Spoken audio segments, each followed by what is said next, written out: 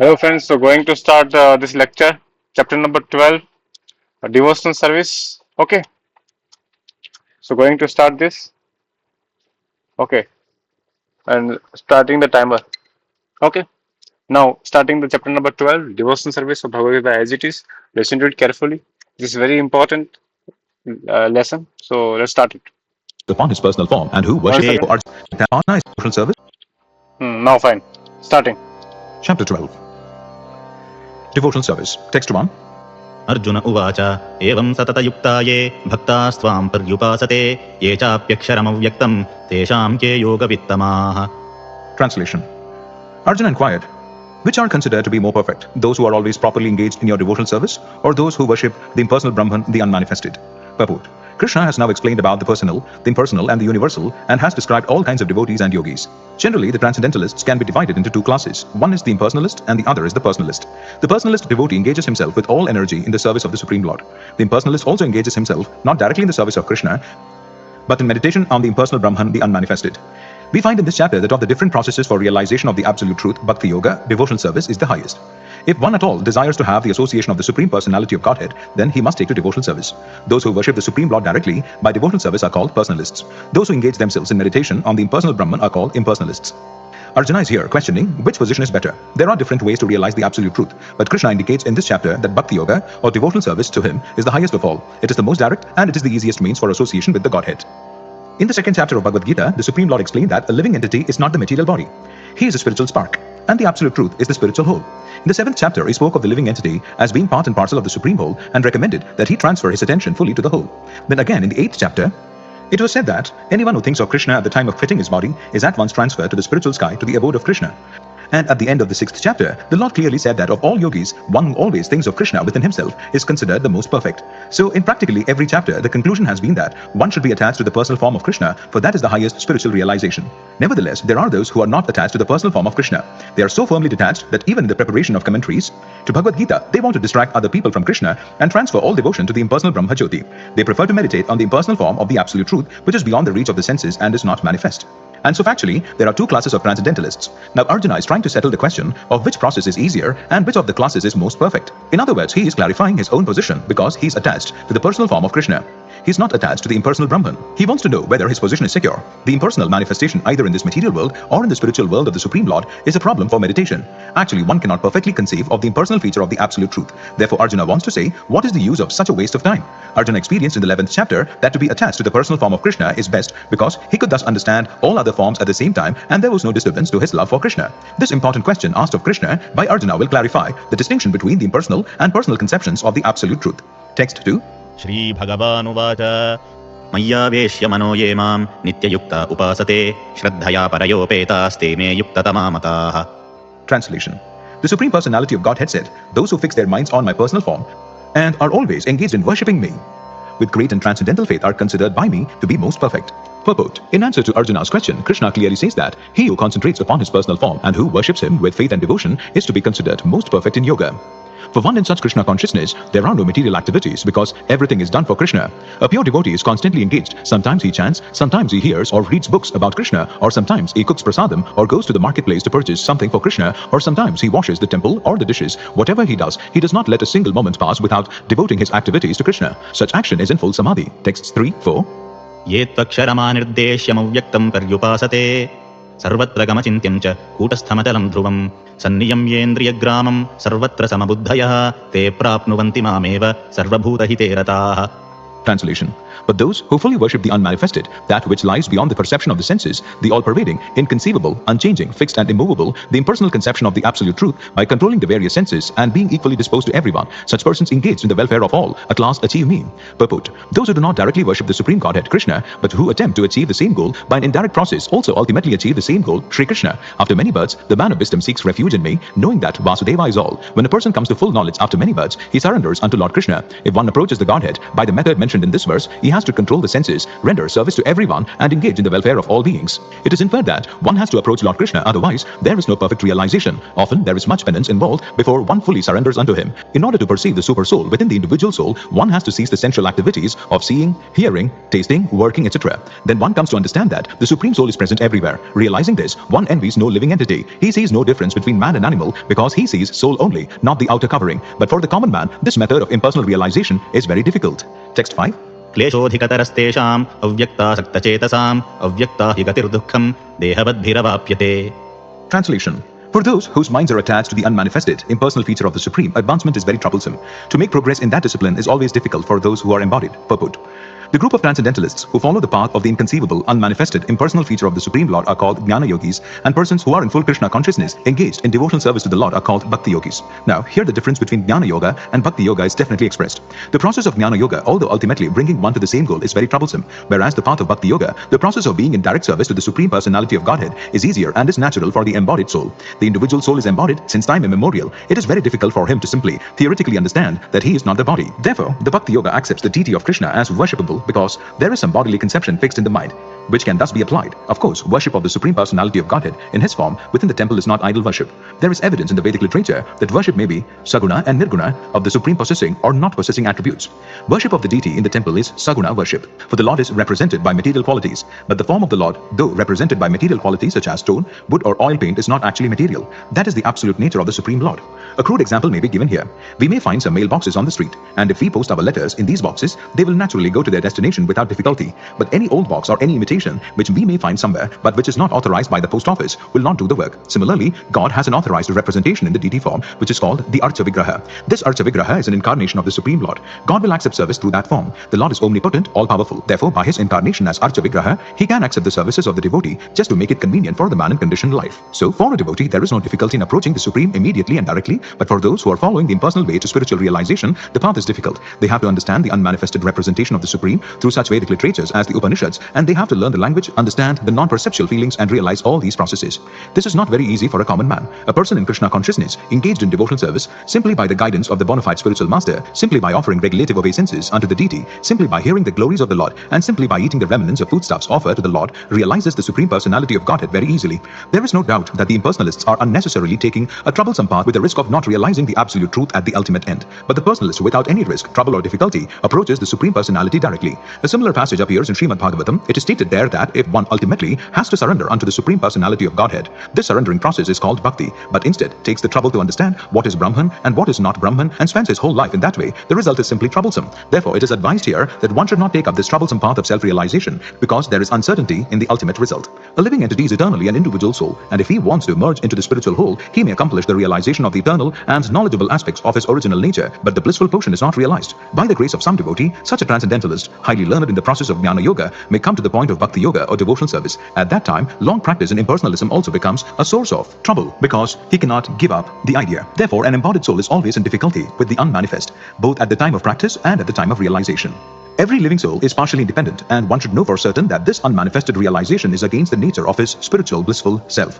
One should not take up this process. For every individual living entity, the process of Krishna consciousness, which entails full engagement in devotional service, is the best way. If one wants to ignore this devotional service, there is the danger of turning to atheism. Thus, the process of centering attention on the unmanifested, the inconceivable, which is beyond the approach of the senses, as already expressed in this verse, should never be encouraged at any time, especially in this age. It is not advised by Lord Krishna. Text 6-7. ये तु सर्वाणि कर्माणि मयि सन्न्यस्य मत्पराः अनन्येनैव योगेन मां ध्यायन्त उपासते तेषामहं समुद्धर्ता मृत्युसंसारसागरात् भवामि न चिरात् Partha मय्यावेशितचेतसाम्. Translation. But those who worship me, giving up all their activities unto me and being devoted to me without deviation, engaged in devotional service and always meditating upon me, having fixed their minds upon me, O son of Pratha, for them I am the swift deliverer from the ocean of birth and death. Purport. It is explicitly stated here that the devotees are very fortunate to be delivered very soon from material existence by the Lord. In pure devotional service, one comes to the realization that God is great and that the individual soul is subordinate to him. His duty is to render service to the Lord, and if he does not, then he will render service to Maya. As stated before, the Supreme Lord can be appreciated only by devotional service. Therefore, one should be fully devoted. One should fix his mind fully on Krishna in order to achieve him. One should work only for Krishna. It does not matter in what kind of work one engages, but that work should be done only for Krishna. That is the standard of devotional service. The devotee does not desire any achievement other than pleasing the Supreme Personality Personality of Godhead. His life's mission is to please Krishna, and he can sacrifice everything for Krishna's satisfaction, just as Arjuna did in the battle of Kurukshetra. The process is very simple. One can devote himself in his occupation and engage at the same time in chanting Hare Krishna, Krishna Krishna, Hare Hare, Hare Rama, Rama Rama, Hare Hare. Such transcendental chanting attracts the devotee to the personality of Godhead. The Supreme Lord herein promises that without delay, he will deliver a pure devotee, thus engaged from the ocean of material existence. Those who are advanced in yoga practice can willfully transfer the soul to whatever planet they like by the yoga process, and others take the opportunity in various ways. But as far as the devotee is concerned, it is clearly stated here that the Lord himself takes him. The devotee does not need to wait to become very experienced in order to transfer himself to that spiritual sky. In the Varaha Purana, this verse appears. Nayami paramam sthanam archir adhigatim vina garuda skandam aropya yaticham anivaritaha. The purport of this verse is that a devotee does not need to practice Ashtanga Yoga in order to transfer his soul to the spiritual planets. The responsibility is taken by the Supreme Lord himself. He clearly states here that he himself becomes the deliverer. The child is completely cared for by his parents, and thus his position is secure. Similarly, a devotee does not need to endeavor to transfer himself by yoga practice to other planets. Rather, the Supreme Lord, by his great mercy, comes at once, riding on his bird carrier Garuda, and at once delivers the devotee from material existence. Although a man who has fallen in the ocean may struggle very hard and may be very expert in swimming, he cannot save himself. But if someone comes and picks him up from the water, then he is easily rescued. Similarly, the Lord picks up the devotee from this material existence. One simply has to practice the easy process of Krishna consciousness and fully engage himself in devotional service. Any intelligent man should always prefer the process of devotional service to all other parts. In the Narayaniya, this is confirmed as follows. Yavai sadhana sampati purushartha chatushtaye taya vina tad apnoti naro narayanashrayah. The purport of this verse is that one should not engage in the different processes of fruitive activity or cultivate knowledge by the mental speculative process. One who is devoted to the Supreme Personality can attain all the benefits derived from other yogic processes, speculation, rituals, sacrifices, charities, etc. That is the specific benediction of devotional service. Simply by chanting the holy name of Krishna, Hare Krishna, Krishna Krishna, Hare Hare, Hare Rama, Rama Rama, Hare Hare, a devotee of the Lord can approach the supreme destination easily and happily. But this destination cannot be approached by any other process of religion. The conclusion of Bhagavad Gita is stated in the 18th chapter. Sarvadharman parityajya mamekam sharanam vraja aham tvam sarva papebhyo mokshayishyami ma suchah. One should give up all other processes of self-realization and simply execute devotional service in Krishna consciousness. That will enable one to reach the highest perfection of life. There is no need for one to consider the sinful reactions of his past life, because the Supreme Lord fully takes charge of him. Therefore, one should not futilely try to deliver himself in spiritual realization. Let everyone take shelter of the Supreme Omnipotent Godhead Krishna. That is the highest perfection of life. Text 8. मय्येव मन आधस्त्व मयि बुद्धिं निवेशय निवसिष्यसि मय्येव अत ऊर्ध्वं न संशयः. Translation. Just fix your mind upon me, the Supreme Personality of Godhead, and engage all your intelligence in me. Thus you will live in me always without a doubt. Purport. One who is engaged in Lord Krishna's devotional service lives in a direct relationship with the Supreme Lord, so there is no doubt that his position is transcendental from the very beginning. A devotee does not live on the material plane. He lives in Krishna. The holy name of the Lord and the Lord are non-different. Therefore, when a devotee chants Hare Krishna, Krishna and his internal potency are dancing on the tongue of the devotee. When he offers Krishna food, Krishna directly accepts these eatables, and the devotee becomes Krishnized by eating the remnants. One who does not engage in such service cannot understand how this is so, although this is a process recommended in the Bhagavad Gita and in other Vedic literatures. Text 9. अथ चित्तं समाधातुं न शक्नोषि मयि स्थिरम् अभ्यासयोगेन ततो मामिच्छांसुं Dhananjay. Translation. My dear Arjuna, O winner of wealth, if you cannot fix your mind upon me without deviation, then follow the regulative principles of Bhakti Yoga. In this way, develop a desire to attain me. Purport. In this verse, two different processes of Bhakti Yoga are indicated. The first applies to one who has actually developed an attachment for Krishna, the Supreme Personality of Godhead, by transcendental love, and the other is for one who has not developed an attachment for the Supreme Person by transcendental love. For this second class, there are different prescribed rules and regulations one can follow to be ultimately elevated to the stage of attachment to Krishna. Bhakti Yoga is the purification of the senses. At the present moment in material existence, the senses are always impure, being engaged in sense gratification. But by the practice of Bhakti Yoga, these senses can become purified, and in the purified state, they come directly in contact with the Supreme Lord. In this material existence, I may be engaged in some service to some master, but I don't really lovingly serve my master. I simply serve to get some money. And the master also is not in love. He takes service from me and pays me. So there is no question of love. But for spiritual life, one must be elevated to the pure stage of love. That stage of love can be achieved by practice of devotional service performed with the present senses. This love of God is now in a dormant state in everyone's heart. And there, love of God is manifested in different ways, but it is contaminated by material association. Now the heart has to be purified of the material association, and that dormant natural love for Krishna has to be revived. That is the whole process. To practice the regulative principles of Bhakti Yoga, one should, under the guidance of an expert spiritual master, follow certain principles. One should rise early in the morning, take bath, enter the temple and offer prayers, and chant Hare Krishna, then collect flowers to offer to the deity, cook foodstuffs to offer to the deity, take prasadam, and so on. There are various rules and regulations which one should follow, and one should constantly hear Bhagavad Gita and Srimad Bhagavatam from pure devotees. This practice can help anyone rise to the level of love of God, and then he is sure of his progress into the spiritual kingdom of God. This practice of Bhakti Yoga, under the rules and regulations, with the direction of a spiritual master, will surely bring one to the stage of love of God. Text 10. अभ्यासेऽप्यसमर्थोऽसि मत्कर्म परमो भव मदर्थमपि कर्माणि कुर्वन् सिद्धमवाप्स्यसि. Translation: If you cannot practice the regulation of Bhakti Yoga, then just try to work for me, because by working for me, you will come to the perfect stage. Purport: One who is not able to even to practice the regulative principles of Bhakti Yoga under the guidance of a spiritual master can still be drawn to this perfectional stage by working for the Supreme Lord. How to do this work has already been explained in the 55th verse of the 11th chapter. One should be sympathetic to the propagation of Krishna consciousness. There are many devotees who are engaged in the propagation of Krishna consciousness and they require help. So even if one cannot directly practice the regulative principles of Bhakti Yoga, he can try to help such work. Every endeavor requires land, capital, organization and labor. Just as in business, one requires a place to stay, some capital to use, some labor and some organization to expand. So the same is required in the service of Krishna. The only difference is that in materialism, one works for sense gratification. The same work, however, can be performed for the satisfaction of Krishna, and that is spiritual activity. If one has sufficient money, he can help in building an office or temple for propagating Krishna consciousness, or he can help with publications. There are various fields of activity, and one should be interested in such activities. If one cannot sacrifice the results of his activities, the same person can still sacrifice some percentage to propagate Krishna consciousness. This voluntary service to the cause of Krishna consciousness will help one to rise to a higher state of love for God, whereupon one becomes perfect. Text 11. अथैतदप्यशक्तोऽसि कर्तुम् मद्योगमाश्रितः सर्वकर्मफलत्यागं ततः कुरु यतात्मवान्. Translation: If, however, you're unable to work in this consciousness of me, then try to act giving up all results of your work and try to be self-situated. Purport: It may be that one is unable even to sympathize with the activities of Krishna consciousness because of social, familial or religious considerations or because of some other impediments. If one attaches himself directly to the activities of Krishna consciousness, there may be objections from family members or so many other difficulties. For one who has such a problem, it is advised that he sacrifice the accumulated result of his activities to some good cause. Such procedures are described in the Vedic rules. There are many descriptions of sacrifices and special functions of punya or special work in which the result of one's previous action may be applied. Thus, one may gradually become elevated to the state of knowledge. It is also found that when one who is not even interested in the activities of Krishna consciousness gives charity to some hospital or some other social institution, he gives up the hard-earned results of his activities. That is also recommended here because by the practice of giving up the fruits of one's activities, one is sure to purify his mind gradually, and in that purified stage of mind, one becomes able to understand Krishna consciousness. Of course, Krishna consciousness is not dependent on any other experience because Krishna consciousness itself can purify one's mind. But if there are impediments to accepting Krishna consciousness,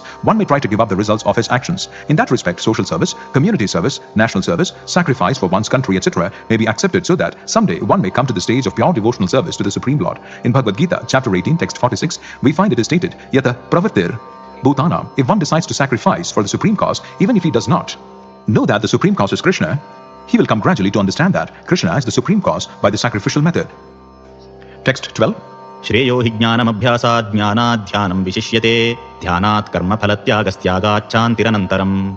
Translation: If you cannot take to this practice, then engage yourself in the cultivation of knowledge. Better than knowledge, however, is meditation, and better than meditation is renunciation of the fruits of action, for by such renunciation, one can attain peace of mind. Purport: As mentioned in the previous verses, there are two kinds of devotional service, the way of regulative principles and the way of full attachment and love to the Supreme Personality of Godhead. For those who are actually not able to follow the principles of Krishna consciousness, it is better to cultivate knowledge, because by knowledge, one can be able to understand his real position. Gradually, knowledge will develop to the point of meditation. By meditation, one can be able to understand the Supreme Personality of Godhead by a gradual process. There are processes which make one understand that one himself is the Supreme, and that sort of meditation is preferred if one is unable to engage in devotional service. If one is not able to meditate in such a way, then there are prescribed duties, as enjoined in the Vedic literature, for the Brahmanas, Kshatriyas, Vaishyas and Shudras, which we shall find in the last chapter of Bhagavad Gita. But in all cases, one should give up the result or fruits of labor. This means to employ the result of karma for some good cause. In summary, to reach the Supreme Personality of Godhead, the highest goal, there are two processes. One process is by gradual development, and the other process is direct. Devotional service in Krishna consciousness is the direct method, and the other method involves renouncing the fruits of one's activities.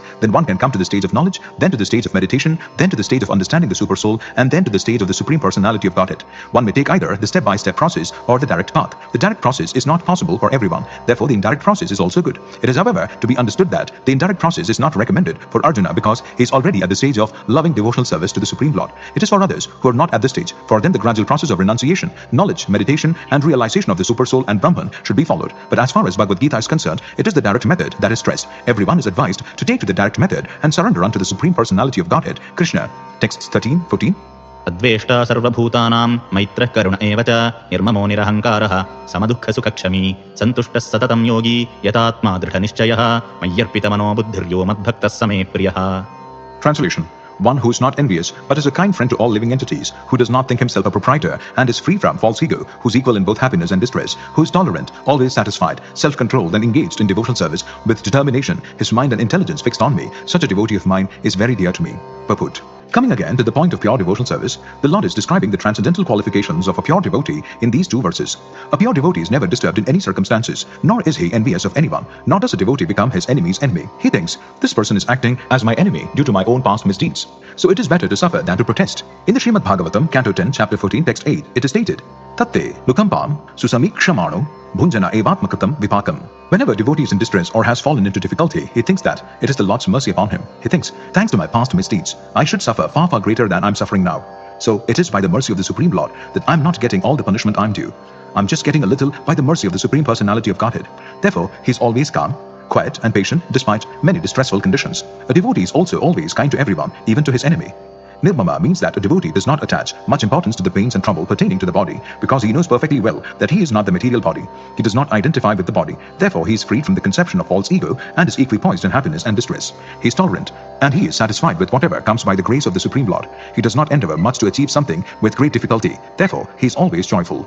He is a completely perfect mystic because he is fixed in the instructions received from the spiritual master, and because his senses are controlled, he is determined. He is not swayed by false arguments because no one can lead him from the fixed determination of devotional service. He is fully conscious that Krishna is the eternal Lord, so no one can disturb him. All these qualifications enable him to fix his mind and intelligence entirely on the Supreme Lord. Such a standard of devotional service is undoubtedly very rare, but a devotee becomes situated in that stage by following the regulative principles of devotional service. Furthermore, the Lord says that such a devotee is very dear to him, for the Lord is always pleased with all his activities in full Krishna consciousness. Text 15. Yasmanno dvijate loko lokanno dvijate chayah harshamrshabhayodvegairmukto yassacha me priyah. Translation. He by whom no one is put into difficulty and who is not disturbed by anyone, who is equipoised in happiness and distress, fear and anxiety, is very dear to me. Purport. A few of a devotee's qualifications are further being described. No one is put into difficulty, anxiety, fearfulness or dissatisfaction by such a devotee. Since a devotee is kind to everyone, he does not act in such a way as to put others into anxiety. At the same time, if others try to put a devotee into anxiety, he is not disturbed. It is by the grace of the Lord that he is so practiced that he is not disturbed by any outward disturbance. Actually, because a devotee is always engrossed in Krishna consciousness and engaged in devotional service, such material circumstances cannot move him. Generally, a materialistic person becomes very happy when there is something for his sense gratification and his body. But when he sees that others have something for this sense gratification and he hasn't, he is sorry and envious. When he is expecting some retaliation from an enemy, he is in a state of fear. And when he cannot successfully execute something, he becomes dejected. A devotee who is always transcendental to all these disturbances is very dear to Krishna. Text 16. Anapekshah suchirdaksha udasino gatavyatah sarvarambha parityagi yo madbhaktas same priyah. Translation. My devotee, who is not dependent on the ordinary course of activities, who is pure, expert, without cares, free from all pains, and not striving for some result, is very dear to me. Purport. Money may be offered to a devotee, but he should not struggle to acquire it. If automatically, by the grace of the Supreme, money comes to him, he is not agitated. Naturally, a devotee takes a bath at least twice in a day and rises early in the morning for devotional service. Thus, he is naturally clean, both inwardly and outwardly. A devotee is always expert because he fully knows the essence of all activities of life, and he is convinced of the authoritative scriptures. A devotee never takes the part of a particular party, therefore he is carefree. He is never pained because he is free from all designations. He knows that his body is a designation, so if there are some bodily pains, he is free. The pure devotee does not endeavor for anything which is against the principles of devotional service. For example, constructing a big building requires great energy, and a devotee does not take to such business if it does not benefit him by advancing his devotional service. He may construct a temple for the Lord, and for that he may take all kinds of anxiety, but he does not construct a big house for his personal relations. Text 17. Yo na krisyanti na dveshti na shochati na kankshati shubha parityagi bhaktiman yassame priyah. Translation. One who neither rejoices nor grieves, who neither laments nor desires, and who renounces both auspicious and inauspicious things, such a devotee is very dear to me. Purport. A pure devotee is neither happy nor distressed over material gain and loss, nor is he very much anxious to get a son or disciple, nor is he distressed by not getting them. If he loses anything which is very dear to him, he does not lament. Similarly, if he does not get what he desires, he is not distressed. He is transcendental in the face of all kinds of auspicious, inauspicious, and sinful activities. He is prepared to accept all kinds of risks for the satisfaction of the Supreme Lord. Nothing is an impediment in the discharge of his devotional service. Such a devotee is very dear to Krishna. Texts 18, 19. Samashatrau cha mitre cha tatha manapamanayoh shitoshna sukha dukkheshu samassanga vivarjitah tulyaninda stutirmani santushto yena kenachit aniketa sthiramatir bhaktiman me priyo naraha. Translation. One who is equal to friends and enemies, who is equipoised in honor and dishonor, heat and cold, happiness and distress, fame and infamy, who is always free from contaminating association, always silent and satisfied with anything, who doesn't care for any residence, who is fixed in knowledge and who is engaged in devotional service, such a person is very dear to me. Purport. A devotee is always free from all bad association. Sometimes one is praised and sometimes one is defamed. That is the nature of human society. But a devotee is always transcendental to artificial fame and infamy, distress or happiness. He is very patient. He does not speak of anything but the topics about Krishna. Therefore, he is called silent. Silence does not mean that one should not speak. Silence means that one should not speak nonsense. One should speak only of essentials. And the most essential speech for the devotee is to speak for the sake of the Supreme Lord. A devotee is happy in all conditions. Sometimes he may get very palatable foodstuffs, sometimes not, but he is satisfied. Nor does he care for any residential facility. He may sometimes live underneath a tree, and he may sometimes live in a very palatial building. He is attracted to neither. He is called fixed because he is fixed in his determination and knowledge. We may find some repetition in the descriptions of the qualifications of a devotee, but this is just to emphasize the fact that a devotee must acquire all these qualifications. Without good qualifications, one cannot be a pure devotee. Harava abhaktasya kuto mahat gunaha. One who is not a devotee has no good qualification. One who wants to be recognized as a devotee should develop the good qualifications. Of course, he does not extraneously endeavor to acquire these qualifications, but engagement in Krishna consciousness and devotional service automatically helps him develop them. Text 20. ये तु धर्मामृतमिदं यथोक्तं पर्युपासते श्रद्धाना मत्परमा भक्तास्तेतीव मे प्रियः. Translation. Those who follow this imperishable path of devotional service and who completely engage themselves with faith, making me the supreme goal, are very, very dear to me. Purport. In this chapter, from verse 2 through the end, from my aveshya mano emam, fixing the mind on me, through yetu dharmamritam idam, this religion of eternal engagement, the Supreme Lord has explained the processes of transcendental service for approaching Him. Such processes are very dear to the Lord, and He accepts a person engaged in them. The question of who is better, one who is engaged in the path of impersonal Brahman or one who is engaged in the personal service of the Supreme Personality of Godhead, was raised by Arjuna, and the Lord replied to him so explicitly that there is no doubt that devotional service to the Personality of Godhead is the best of all processes of spiritual realization. In other words, in this chapter, it is decided that through good association one develops attachment for pure devotional service and thereby accepts a bona fide spiritual master, and from him begins to hear and chant and observe the regulative principles of devotional service with faith, attachment and devotion, and thus becomes engaged in the transcendental service of the Lord. This path is recommended in this chapter. Therefore, there is no doubt that devotional service is the only absolute path for self-realization, for the attainment of the Supreme Personality of Godhead. The impersonal conception of the Supreme Absolute Truth, as described in this chapter, is recommended only up to the time one surrenders himself for self-realization. In other words, as long as one does not have the chance to associate with the pure devotee, the impersonal conception may be beneficial. In the impersonal conception of the Absolute Truth, one works without fruit of result, meditates and cultivates knowledge to understand spirit and matter. This is necessary as long as one is not in the association of a pure devotee. Fortunately, if one develops directly a desire to engage in Krishna consciousness in pure devotional service, he does not need to undergo step-by-step improvements in spiritual realization. Devotional service, as described in the middle 6 chapters of Bhagavad Gita, is more congenial. One need not bother about materials to keep body and soul together, because by the grace of the Lord, everything is carried out automatically. Thus end the Bhaktivedanta purports to the 12th chapter of the Srimad Bhagavad Gita in the matter of devotional service. Okay. Thank you so much listening to it, reading this chapter number 12 of Bhagavad Gita. Chapter 13. Nature, the Enjoyer and Consciousness. Okay, thank you so much. And don't forget to subscribe my channel if you haven't subscribed. And the timer is now over. Okay, thank you so much.